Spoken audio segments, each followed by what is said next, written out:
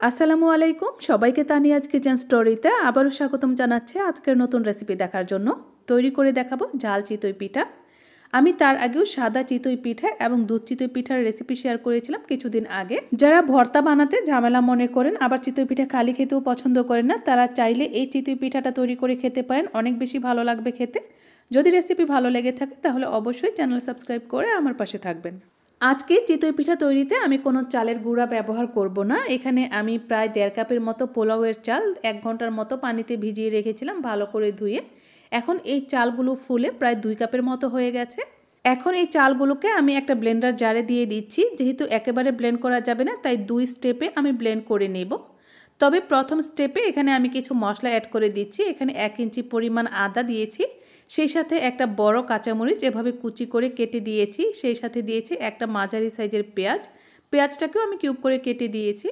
এখন ভালো করে ব্লেন্ড করে নিচ্ছি। আর পরবর্তী জারের মধ্যে কিন্তু আমি কোনো ধরনের মশলা অ্যাড করব না, পরবর্তীতে ব্যাটারটা ভালো করে মিশিয়ে নিব।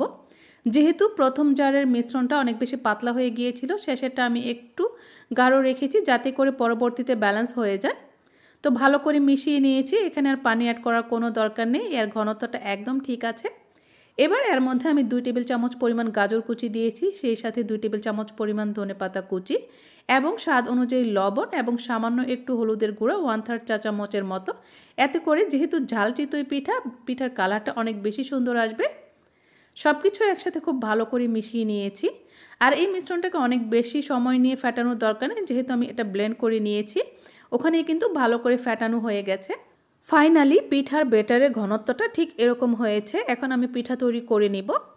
এরকম একটা চিতই পিঠার সাজ নিয়েছি আর এটাকে একটা স্ট্যান্ডের উপর বসিয়েছি যাতে করে সমানভাবে বসে। তেল মিশ্রিত পানি দিয়ে আমি সাজটা ভালো করে মুছে নিচ্ছি, আর প্রতিবার পিঠা দেওয়ার আগেই কিন্তু আমি এরকম করে মুছে নেব। এখন ব্যাটারটা একটু ভালো করে নেড়ে চেড়ে প্যানটা খুব ভালো করে গরম হয়ে আসলে প্যানের মধ্যে আমি পিঠার ব্যাটার দিয়ে দিচ্ছি। চুলার আঁচটাকে অবশ্যই মিডিয়াম হাইতে রাখতে হবে আর সাজটা ভালো করে গরম করে নিতে হবে, তাহলে পিঠা একদম ফুলকো হবে আর ভেতরে নরম তুলতুলে হবে। কিছুতেই চুলার আঁচ কমিয়ে পিঠা তৈরি করা যাবে না, আর সাজটা ভালো করে গরম হওয়ার আগে পিঠা দেওয়া যাবে না। দেখতেই পাচ্ছেন পিঠাগুলো কতটা সুন্দরভাবে ফুলকো হয়েছে আর একদম নরম তুলতুলে হয়েছে, আর দেখতে কতটা লোভনীয় লাগছে দেখেন। এই পিঠাগুলো তৈরি করা এতটাই সহজ যে কোনো সময় সকাল বা বিকালের নাস্তায় ঝটপট আপনারা তৈরি করে নিতে পারবেন। ঘরে চালের গুঁড়া না থাকলেও পোলার চালের পরিবর্তে সেদ্ধ চাল দিয়েও কিন্তু এই পিঠাগুলো তৈরি করা যাবে।